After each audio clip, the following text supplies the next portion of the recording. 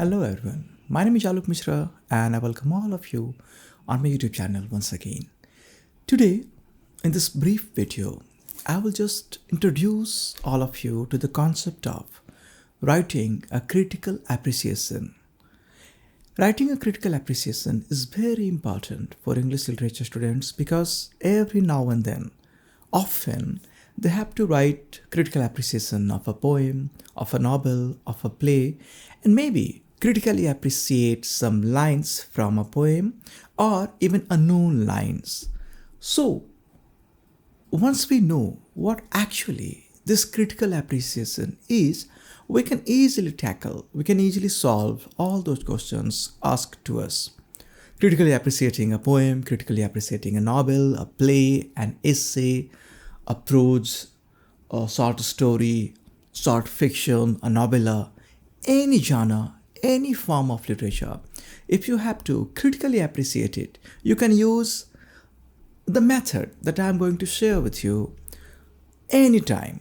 And let me tell you, if you master the art of writing according to the method that I will share, then you will score very good marks. This is my assurance.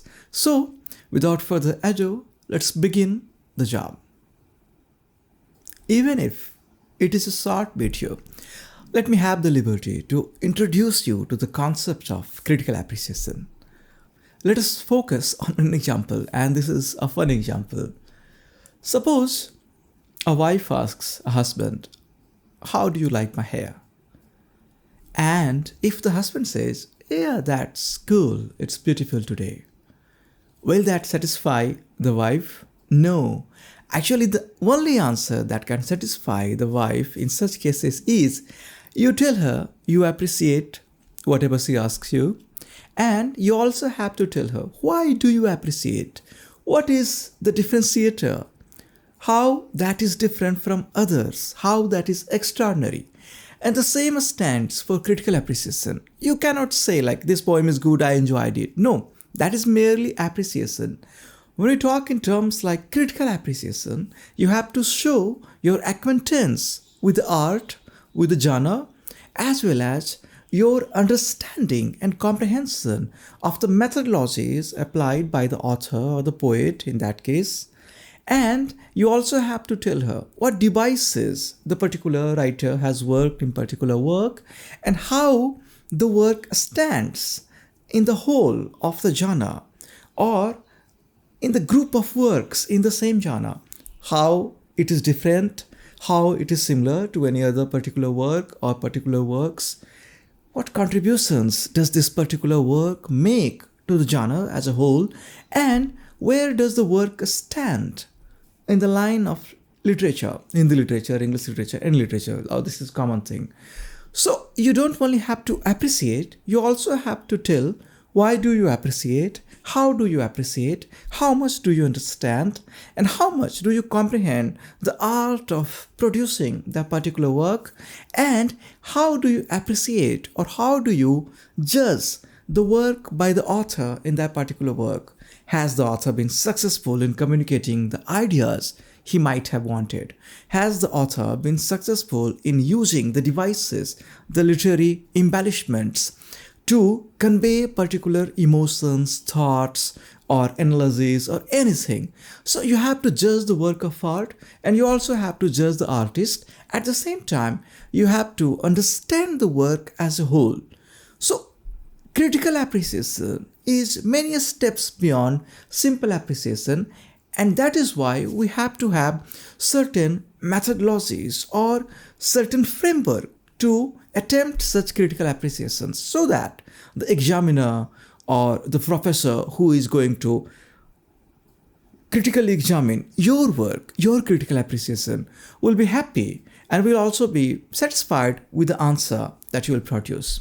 So now, as you may have understood what actually is critical appreciation, let's slip into the methods that we can use to write a critical appreciation that will satisfy the examiners, the professors, and you as well.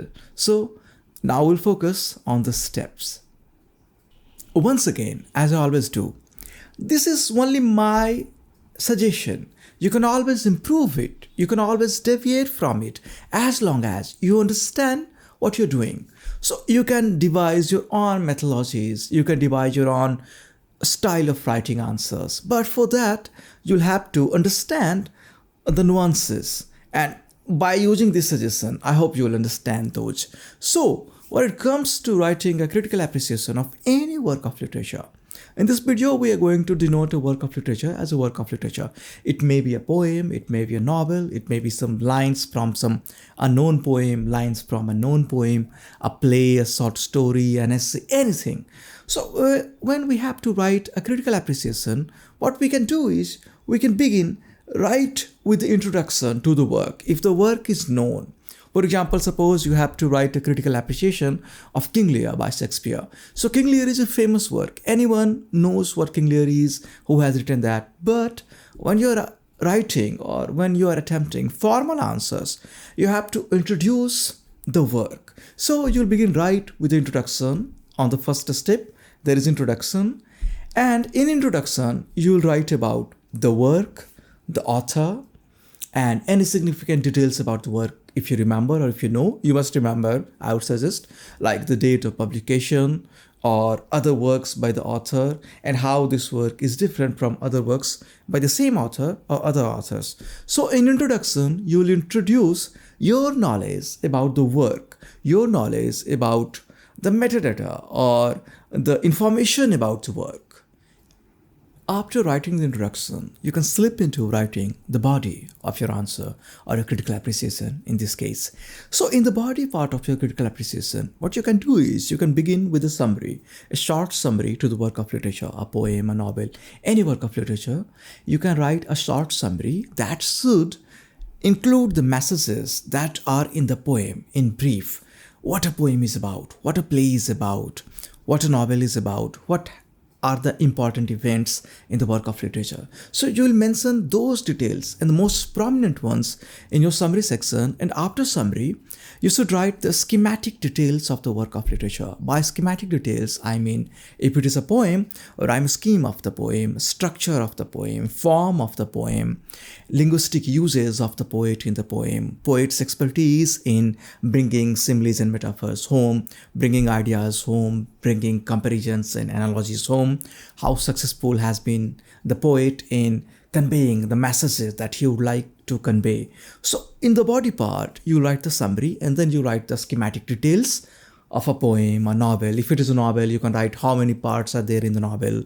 If it is some special novel in terms of form, or if it is a play, how many acts, how many scenes are there in the play, who are the major characters, how the characters develop, how the plot takes turn, what is the major event of the play. So in the body part, in the schematic part, you will include all those important details of the form, of the language, of the style, and also of the elements, exact elements like theme of the work of literature, ideas conveyed in the work of literature, how successful may the poet or author or dramatist has been in developing the ideas, developing the intellectual progress of certain characters, developing the growth of certain characters.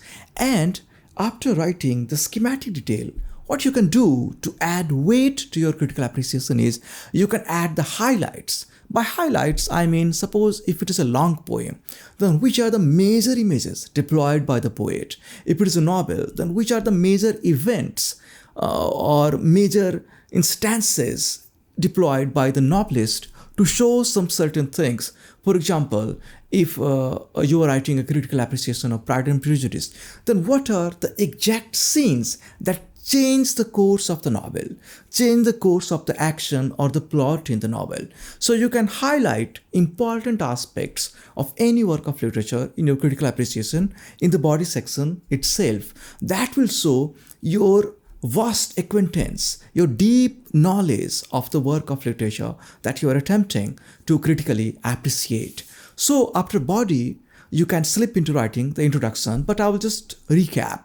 You write the introduction in the beginning, then you write the body section, start with the summary, go into schematic details, and also put the best highlights possible, and then you can slip into writing the conclusion section of your critical appreciation.